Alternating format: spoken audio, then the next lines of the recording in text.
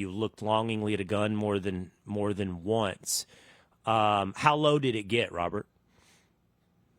Yeah, it was about as low as you can get. It took that, it took those instances, those and numerous times, right, with a pistol in my lap, with those thoughts while driving or when I was out running, all those things to where I couldn't get that noise out of my head, and I thought in that moment that's the only way I could make it go away.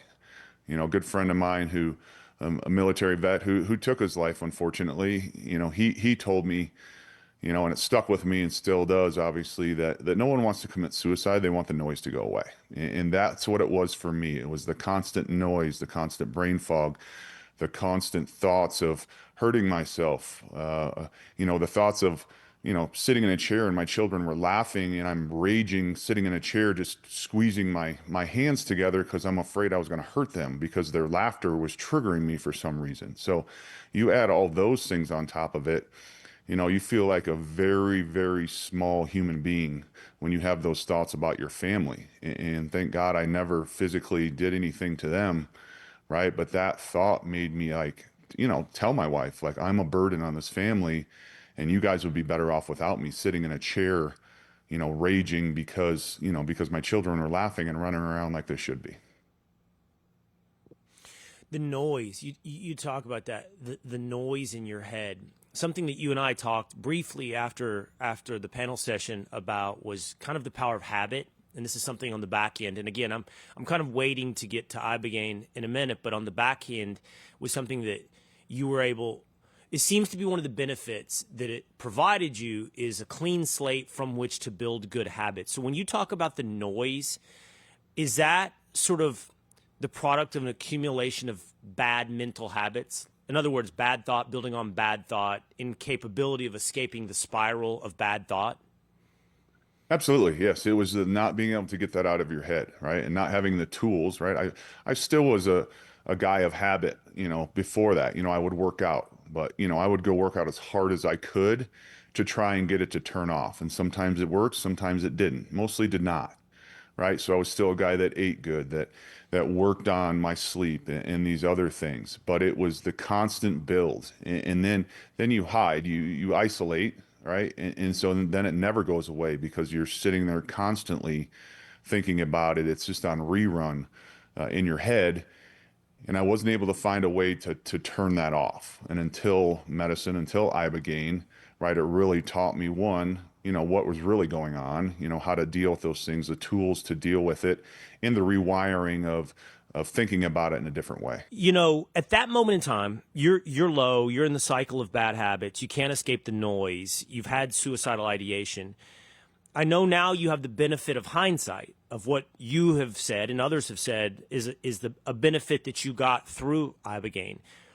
What was the reason? Like, is it from CTE? Is it from the multitude of head hits? Is it from, you kind of said this a minute ago, like some sense of unfulfilled expectation from your own career? Or is it trauma that goes back even further, which is something you often hear from guys that have been through this process? You start finding roots that go even further back earlier in your life. Yeah, for me, it's a combination of a couple of those, right? For others, there's more things you can add. So, growing up, I had a great childhood. I had four siblings, right? Parents that are married, that farm. My mom was a nurse.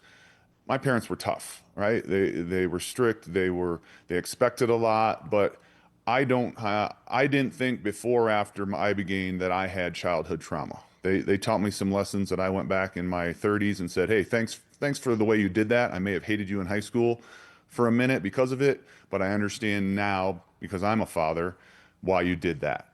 So that part of it for me doesn't have as much weight. The other two sides, the head trauma is an obvious one, right? The years of bashing heads in a helmet. That was our sport, right? I loved it. I love everything I did. And that was my mentality, right? In those games, in those practices, it was as hard as I could, using, my hands as a weapon also, but your head, right? You get someone off their feet. I mean, I love that stuff. I still do. I see guys on TV that run through somebody or get a good block, and I mean, it still excites me. It also scares me because I've learned it's doing to the brain.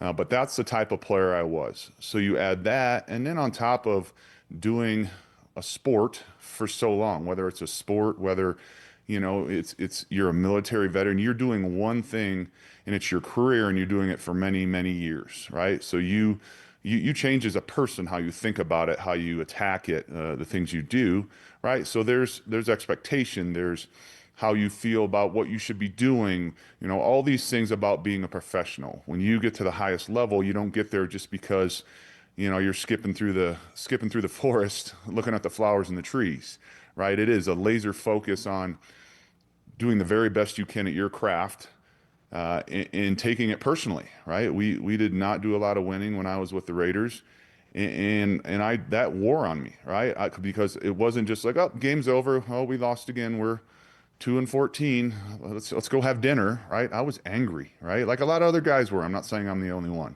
right? But I took it personally, right? Because you want to be successful.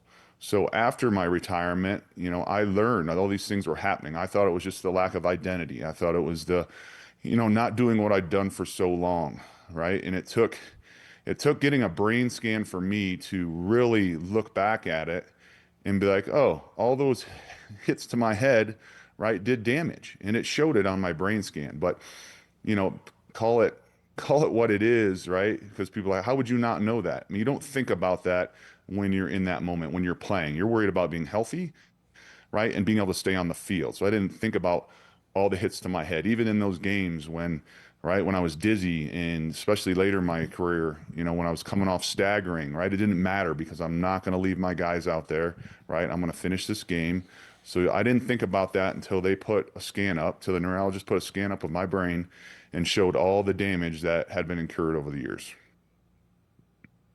Okay, and this is now what's so fascinating about the purported benefits of ibogaine, that it's not just dealing with psychological or emotional trauma, but it also has physiological benefits in terms of increased, this is the claim, increased neuroplasticity.